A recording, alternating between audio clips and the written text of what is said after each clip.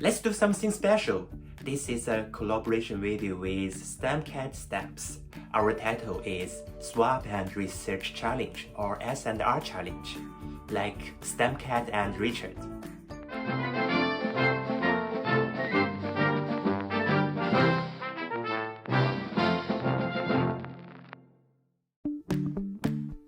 I'm collaborating with my friend Lisa of STEMcat Stamps. So swap and research is generally we swap stamps and do some research of the stamps from each other. This video is like a documentary, starting from picking up stamp for Lisa and posting, receiving the letter, doing research, and telling the story behind the stamps. There is no strict rule of swap. It can be one stamp or a set of stamps, can be mint or used, and the country of issue doesn't really matter. But importantly, we won't tell each other what are we going to send, so it's like a surprise, and we won't tell any subscribers or followers about this plan before the video release. We are going to send the letters on the same day and also release the videos on the same day. So, and on the 23rd of November 2021, I will send a letter to Lisa, and on the same day Lisa will send a letter to me. And today is 21st of November. I'm going to pick up stamps for her. And I will send her a set of stamps of the UK because Lisa haven't done any videos about UK stamps. Let me see. Oh, maybe these are good choice. Some buildings of the UK's university. I haven't been to any of these universities. Probably Lisa hasn't too. Maybe she has, I don't know. They are a little bit old. It was issued in 1971, but sometimes I still can receive some letters with one of these stamps today. One of my friends were graduate from University of Leicester, and she told me the tall building is the engineering building of Leicester, and she thought it is very ugly, but it's an important part of the architectural history. This is the only thing I know about this set of stamps, and I won't do more research about this. I will leave it to Lisa.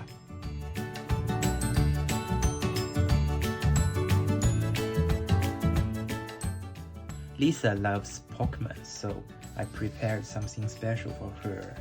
And this is the first Pokemon cover issued by Richard Philatelist. And here is a Christmas Pikachu, and because the holiday season is coming, and S&R challenge, and this is a stamp, and I will cancel this stamp with my postmark on the 23rd of November. Lisa lives in Canada, and this letter is heavier than 20 grams, so the postal rate is $2.55. But I haven't got any $2.55 stamps, but I have some 170 and first class stamps, which was 85 pence. So £1.70 and one first class is $2.55. They are the Christmas stamps issued this year.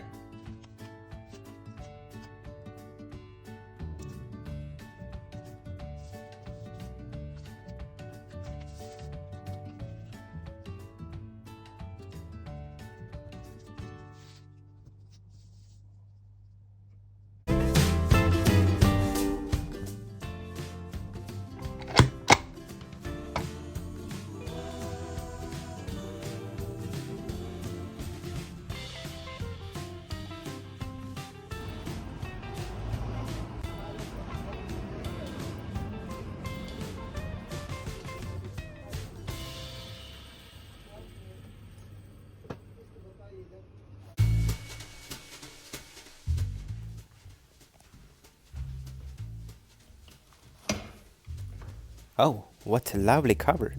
Let me open it.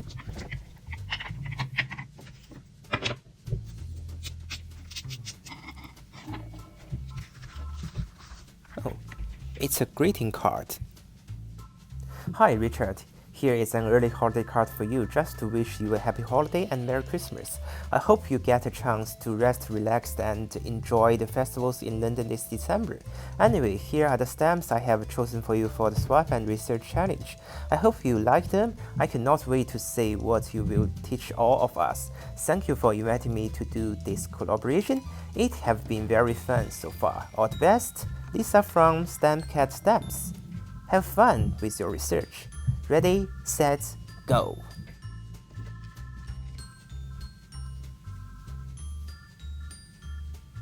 Okay, let's check the stamps. It's like a presentation pack. They're stamp of India, and I haven't done any videos about India stamps. And this one is a lady collecting latex from a rubber tree. I don't know what's this. It's like a fruit, I think. And this is oranges and apples. So some agriculture themed stamps. First, I always try to figure out all the words on stamps. And this is India in Hindi, pronounced like Bharat. Bharat. And the easiest way to start researching stamps is to use the Stamp Identifier app. I found that they are not a set of stamps, but look like stamps in the same definitive series because they have the same size and similar design style. On Connect.com, it says they are from the definitive series from 1979 to 1988. But I found a more reliable source. There is a list of Indian definitive stamps on the India Post website. I found that India issued 9 series of definitive stamps, and the 4 stamps Lisa sent me are from the 6th series. The series ran from 3rd September 1979 to 5th September 1985, and there are 18 stamps in this series, excluding variants. Most of the stamps in this series are about agriculture, and there are also stamps about education, welfare, children nutrition, handicraft, and science. India is the world's largest milk producer and ranks as the 2nd largest producer of fruits and cotton. And let's go through the 4 stamps Lisa sent me. When I first researched the rubber tapping stamp, I was excited because the stamp identifier said it was issued on 23rd November 1980, and 23rd November is the date I sent mail to Lisa. But later I found there are some variants. The stamp with this design has been issued twice. The first one was issued on 23rd November 1980, as I said, and the second one was issued on 11th August 1983. Okay, let me figure out when was this stamp issued. The 2 stamps have the same design, same size, and even the same watermark. The only difference is the perforations. And the degree of perforation is defined as the number of perforations in 2 centimeters. We can use a perforation gauge to measure the degree of perforation. I bought this one from Stanley Gibbons. The proper way to use this gauge is to place it over the stamp, but I prefer the opposite way, which is more convenient for me. Just make the lines cut the teeth of the perforations to read the perforations. I got 13.3 by 12.8, which is closer to the 1983 version. And the more straightforward way is to count the teeth. The one I got is 15 by 26. So it was issued in 1983, not the 1980 version, unfortunately. This stamp features a lady tapping rubber. Rubber tapping is the process by which the latex is collected from the rubber tree. Natural rubber is also called India rubber, but actually India is not the country of origin. The first use of rubber was in Mesoamerica. But anyway, India is an important rubber producer today. The second stamp, it is a cashew. I think I'm a curious person and cashew is my favorite nut, but I would never thought about what cashews look like on a tree. Sorry, I can't stop.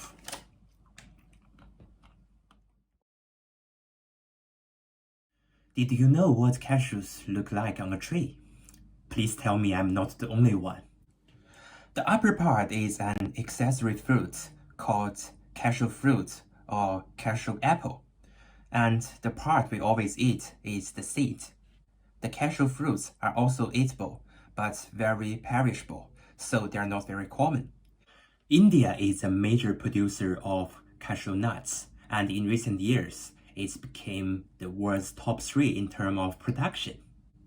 There are no variants of this stamp on the India Post website, which was only issued on 25th March 1981, but on Connect.com there are 2 variants.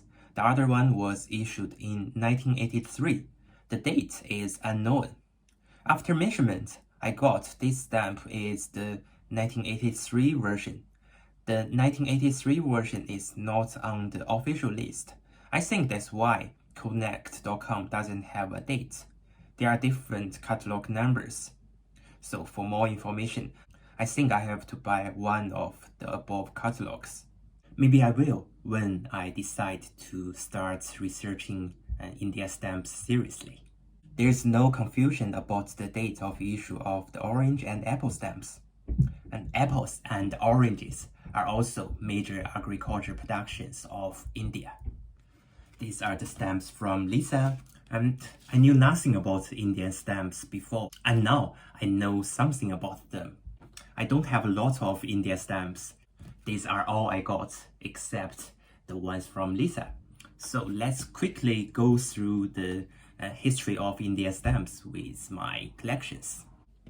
The first stamp was issued in 1852 by the British East India Company. It was also the first postage stamp in Asia. From 1854, the stamps of India featured the monarch of Britain, and I got a stamp of Queen Victoria, issued in 1882.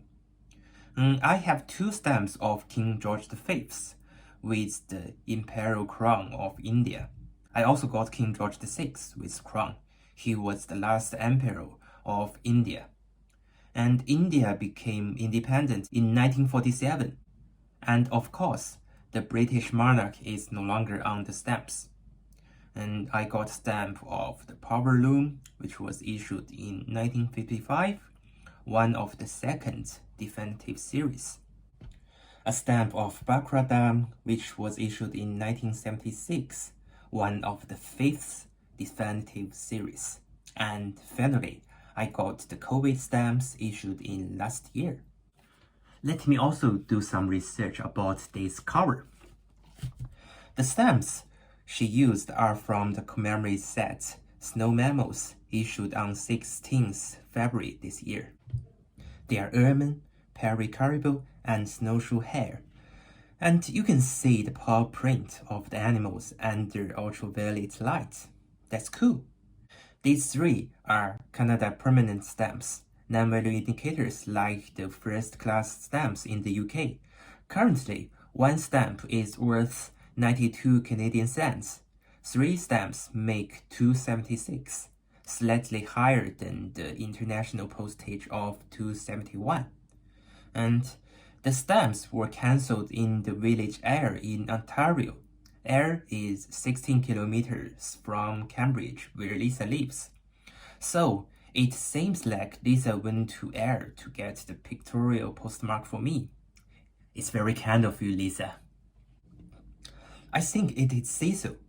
Lisa also painted some Cecils. I tried to find the link between Cecil and Ayr. I know Cecil is the floral emblem of Scotland, and there is also a town in Scotland called Ayr. There was even a football club called Ayr Cecil, but in Scotland, and I didn't find the link between Ayr in Ontario and Cecil, and I don't know what Free is, and haven't found any place called Free Ayr on the map. And I didn't find this cancellation on the Canada Post pictorial cancellation web page. Lisa painted before she left the letter at the post office. She probably knew it. Maybe we can find some clue in her video. Oh, on the back of the envelope, Lisa made this picture with this beneficial insect defensive stamp. We know Lisa makes great philatelic videos, and she plays the piano. I didn't know she also got the talent of some stamp art. Very cool, Lisa. So this is my research, and I think we can move to the conclusion session. Stamps are like encyclopedias. You can learn a lot from some random stamps. For example, I learned a lot from these 4 stamps, like the agriculture of India, of course, the stamps and postal history of India. It is quite complex, but I'm interested in learning more. Let me talk more about the collaboration with StamCat Stamps. And our channel are in the same age as both of us started making philatelic videos at the beginning of this year. I enjoy watching her videos and learning something from her. We are in the similar stage of stamp collecting, so I believed we can collaborate very well. I was inspired by opening blind boxes and got this idea, and it was great that Lisa was happy to do this challenge with me. We worked very well except a small mistake. When we were talking about the date of sending mails, and I thought 23rd of November is Monday, but it was actually Tuesday. So I made Lisa confused, I think. So finally I sent the mail on 23rd and Lisa sent the mail on 22nd, which was a Monday. That's my bad. But it wasn't a big problem, and both of us painted something on the envelope, and our mails actually arrived on the same day, which was perfect. Please let me know what do you think about this kind of challenge. Maybe we will do it again or ask some other philatelic YouTubers to join us. Thank you so much for watching this video. And remember to check out the descriptions below. There are some links related to this video. Most importantly, don't forget to check the S&R challenge video of StamCat Stamps. I'm looking forward to watching it too. If you like this video, please subscribe StamCat Stamps and me, and follow us on social media. See you next time.